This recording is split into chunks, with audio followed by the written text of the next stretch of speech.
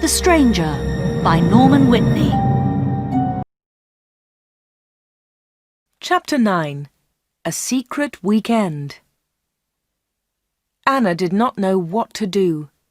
She was only 17, but sometimes she felt much older. She wanted to ask Dave about Mike Bailey and Greta Gordon. She wanted to know about special orders. She decided to wait. One day, Dave and Anna were alone in the shop. "How's Peter?" asked Dave. "He's fine, thanks," said Anna. Dave smiled. "Is he still playing football?" "Of course he is," said Anna. Dave laughed. "You don't see him very much, do you, Anna?"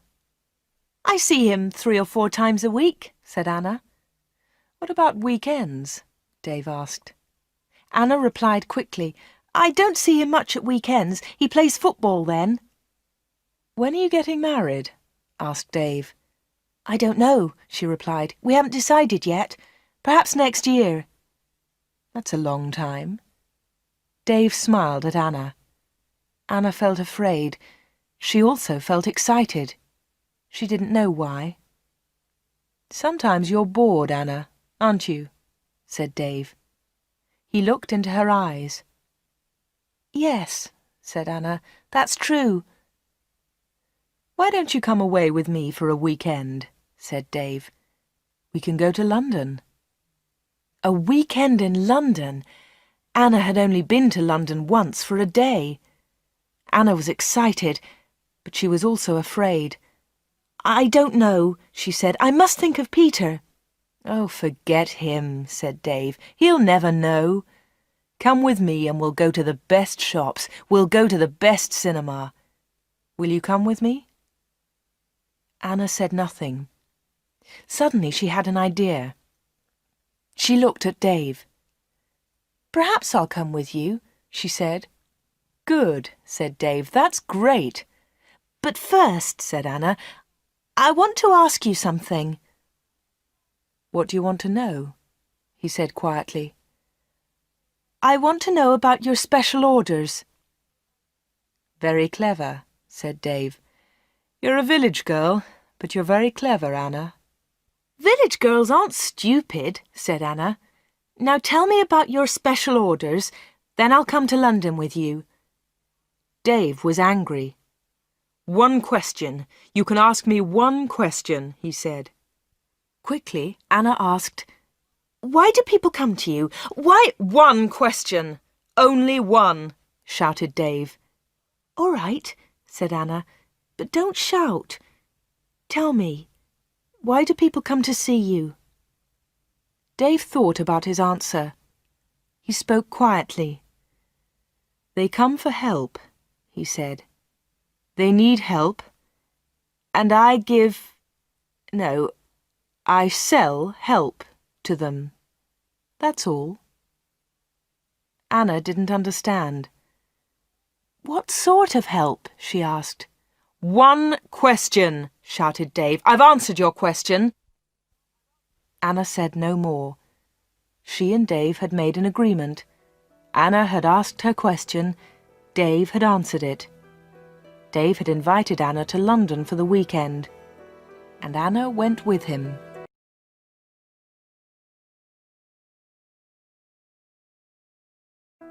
Chapter 10. A Quarrel. Anna enjoyed the weekend. They arrived in London late on Friday evening and stayed at a big hotel. On Saturday they went shopping, and in the evening they went to a cinema.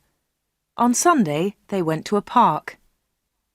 They came back to Wood End on Sunday evening. It was the last Sunday in September. On Monday, Anna went to the shop. It was not so busy now. Summer was over. Most of the customers were villagers. It was a cold autumn. On Monday evening, Peter came to see Anna. "Hello," said Anna. "Did you win on Saturday?" "No," said Peter. "We didn't win, and I didn't play." Anna was surprised. "You didn't play? Why not? What was wrong?" "I didn't feel very well on Saturday morning. I stayed in Wood End." I was in the village all weekend." Anna's face was red. Her voice was quiet. "Are you feeling better now?" she asked. "No," said Peter, "and you know why." Anna tried to look surprised. "Me?" she said. "Oh, Anna," said Peter, "you know what's wrong. It's you and Dave Slatin." "What do you mean, me and Dave Slatin?" said Anna quickly. "You went away with him on Friday evening. Someone saw you in Dave's car." Anna tried to explain. "Oh, it's nothing," she said. "Dave and I went—" "Shut up," said Peter. "I don't want to know, Anna. Don't talk about it." "But Peter," said Anna. Peter didn't listen. "I know he's got a lot of money. He can take you to places. He's from a big city. I'm a poor village boy, Anna. But you must choose. You must choose between Dave and me. You can't have both of us." "I know that, Peter," said Anna, "and I don't want both of you. But listen, Peter, I want to tell you about Dave. There's something very strange about him." "Dave, Dave, Dave," Peter shouted. "You talk about him all the time. I don't want to hear his name again." Peter turned round and walked out of the room. He left Anna's house. Now Anna was alone. She was very unhappy. She wanted to talk to Peter. She wanted to tell him about Dave. She wanted to tell him about Greta Gordon and about Mike Bailey. But Peter had left her. Chapter 11. Arthur Reisman. It was October. It was cold and wet. Anna was not very busy at the shop. She was very unhappy. She was a different girl. She seemed older. She didn't go out much. She looked ill. Most of the villagers knew that Anna had quarrelled with Peter. They also knew that she had been to London with Dave. But no one was able to help Anna. She did not talk to anyone. Before, she had been a happy, smiling girl. Now she was sad and lonely. She went to the shop every day. She was waiting for another special customer. Anna did not wait long. It was the middle of the month. Anna was alone in the shop. It was almost lunchtime. A middle-aged gentleman came in. He was a big man with a very large moustache. He was well dressed, and he was carrying a large briefcase. "Good morning, miss," he said politely. "Good morning, sir," said Anna. "Can I help you?" Anna was very polite too. She was interested in this man. "I'm looking for Mr. David Slatin," said the man. Anna smiled. "Are you a salesman?" she asked. She knew that he was not a salesman. He didn't look like a salesman, but she wanted to talk to the man. The man smiled. "Yes, I am a salesman," he said. That was not true. Anna knew that the man was lying. Then she said, "Perhaps I can help you, sir. I usually speak to the salesman." She looked at the man's case. It had the letters ARICS printed on it. "Thank you," said the man very politely, "but I have a private appointment. I have come from London, and I must see Mr. Slatin." "I'm sorry," said Anna. "He's very busy at the moment, but I'll tell him you're here. What's your name, please?" The man smiled. "Roberts," he said. "Arthur Roberts." Anna went to the back of the shop. Dave was coming down the stairs. "There's a man in the shop," said Anna. "He wants to speak to you."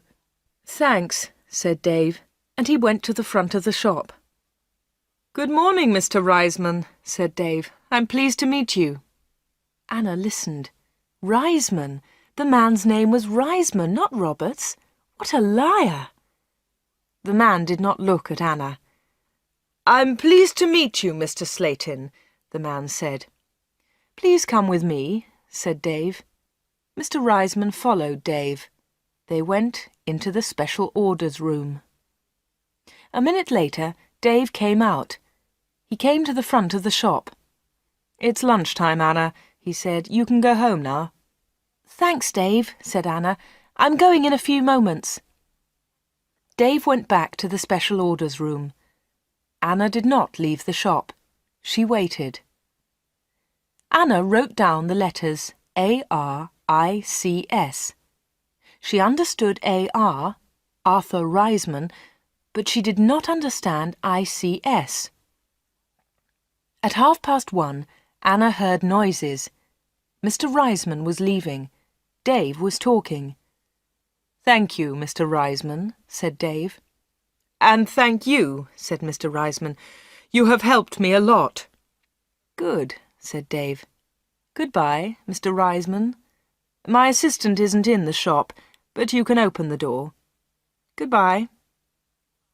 Dave went upstairs, and Mr. Reisman came into the front of the shop. Anna was sitting quietly in a corner. "Oh," said Mr. Reisman, "I thought you'd gone home." "No," she said. "I decided to have lunch in the shop today." Anna and Mr. Reisman looked at each other. They didn't like each other. There was silence. Anna spoke first. "Would you like to buy some bread, Mr. Roberts?" she said. "Reisman, my name is Reisman," said the man. Anna smiled. "I'm so sorry," she said. "Would you like to buy some homemade bread, Mr. Reisman?" "It looks delicious," said Mr. Reisman. He was very polite again. "Yes, I'll take some, please. My wife will love it." "Here you are," said Anna. She put the bread in a bag. Then she said, "You can put it in your briefcase." "My briefcase?" said Mr. Reisman. "I haven't got a briefcase." "I think you've forgotten it," she said. "I'll go and get it for you." Anna moved towards the back of the shop. Mr. Reisman stepped in front of her. He held her wrists. He was very strong. "Listen to me," he said. "I don't want that briefcase. Leave it there." "All right," said Anna. "Please let me go. You're hurting me." Mr. Reisman let go of Anna and turned towards the door. He left the shop hurriedly. He hadn't taken his bread with him. Anna watched Mr. Reisman leave. Her hands were still hurting 5 minutes later.